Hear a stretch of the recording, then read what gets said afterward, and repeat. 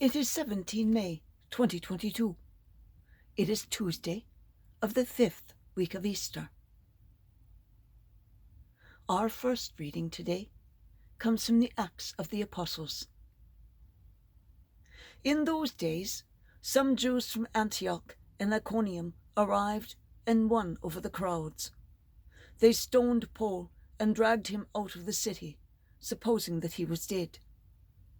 But when the disciples gathered around him, he got up and re-entered the city. On the following day, he left with Barnabas for Derbe.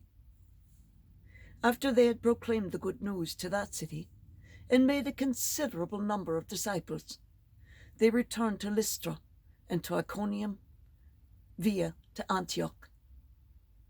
They strengthened the spirits of the disciples and exhorted them to persevere in the faith, saying, "It is necessary for us to undergo many hardships to enter the kingdom of God."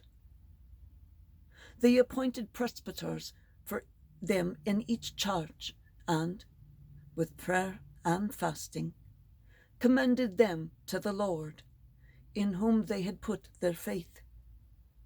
Then they travelled through Pisidia and reached Pamphylia. After proclaiming the word at Perga, they went down to Attalia. From there they sailed to Antioch, where they had been commended to the grace of God for the work that they had now accomplished.